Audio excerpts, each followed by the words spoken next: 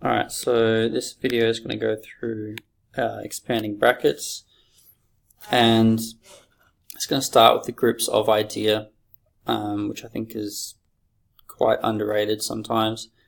So you should be able to visualize the following, okay? So this is the groups of idea. If you have a pencil case, alright, and you have X number of pencils in it, and then you have two loose pencils. Alright? And say you have another pencil case with exactly the same number of pencils in it. You don't know how many, so call it X, and another two loose pencils. Alright? How could we group these things together? Well, wouldn't it be that I have two groups of X and I have two groups of my loose pencils of 2? So one way of writing this would be two groups of X plus two groups of 2. Okay, that's one way of writing it. Could I have written it slightly differently? Do I also have two groups of X plus 2? Is that true?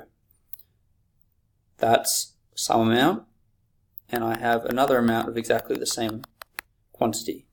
So I could write that as two groups of X plus 2. And we see that these guys are equivalent. Now, how do I get from this guy to this guy? Well, there is a procedure, and it also ties in with the distributive law.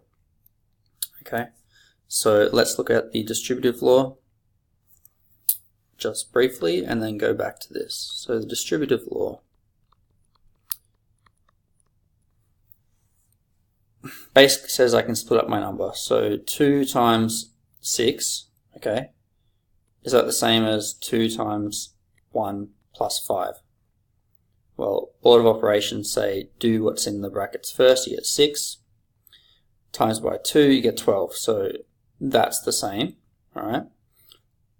But the distributive law says you can distribute the 2 to the other quantities. So you get 2 groups of 1 plus 2 groups of 5, and you get 2 plus 10, which is 12.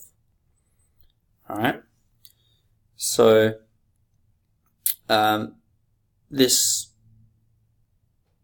2 is multiplying each little quantity. Okay, so in here I have a 1 and a 5, and I've got 2 groups of that 1, and I add 2 groups of 5, and I get 12. And so that can be written a little bit more generally as A, B plus D is AB plus AD. Okay, where you have A times D, times B, and A times D. Now, is that the same as what I had back here? If I distribute this 2 into the brackets, 2 times X, do I get 2X? Yes. And then 2 times 2, is that 2 groups of 2? Yes. So I get back the same thing. Okay, third idea is the area model. Alright, so going back to this idea of 2 times 6,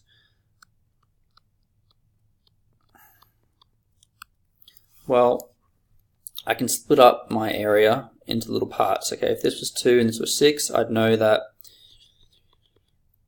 it gives me an area of 12 units squared, whatever the units is, centimeters, meters, whatever. Okay, but that's equivalent to doing the following. Alright, instead of having the 6, let's split it up into a shape of size 1. So 2 times 1 would give me 2. And let's make that size there 5. So you can see that the overall length hasn't changed. Okay, 1 plus 5 gives me back 6. And the overall area hasn't changed either. Alright, the overall area is still That's a 2 times 5, so that bit there is 10. So 2 plus 10 is 12. So I still get an area of 12 units squared, whatever the units are. Okay, so what happens if I have 2 times x plus 2? How could I do that as an area model? Well, I have some length 2 multiplied by some length x plus 2. So x is some length, and then 2. So the entire length there is x plus 2. Okay, and then how would I calculate the total area? Well, it would be given by the area of the parts. So 2 times x is that bit, so that's 2x, and this bit, that length there is 2, okay, and that length there is 2, so that area is 4. So the total area would be 2x plus 4. Okay, so there's 3 ideas. Groups of, but I wouldn't use that one too much. So what do I mean by that?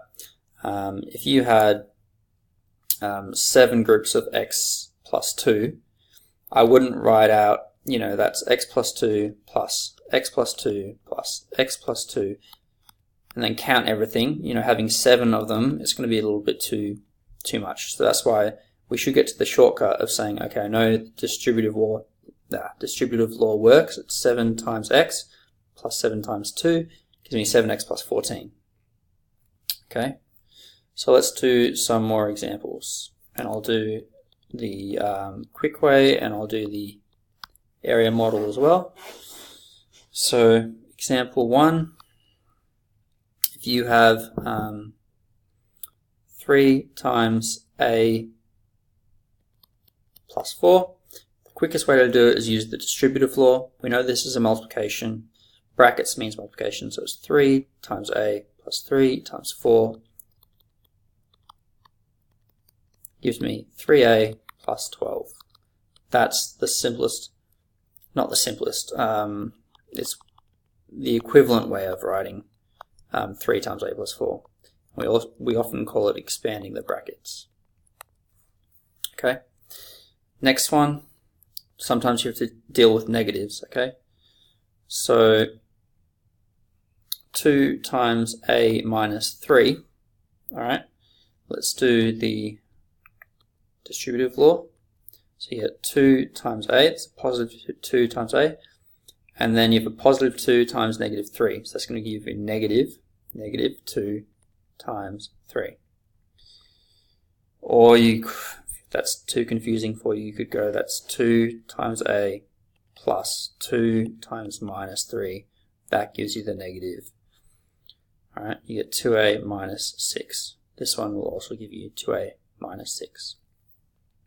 Now let's just see if that works with the area model. Okay, so if that's 2, this length here is a. Alright, what would the total area of that be? Wouldn't it be 2a? Yes, it would. Total area would be 2a, okay. But say I subtract an amount of 3, alright, take that away. What's 2 times 3 there? That would be 6. So I'm taking away that amount of 6. So I get a 2a minus 6. That's the subtraction. Okay, so that length there is a minus 3. And now inside this guy, it would be 2a minus 6 would be what's inside. And then you see the 2a minus 6 plus the 6 there would give you back the whole thing, 2a. Alright, last one with 2 negatives. Alright, 4 times, or minus 4 times x minus 5. Expand the brackets, get minus 4 times x, and a minus 4 times minus 5, so you get minus 4x plus 20. Okay, and that's it.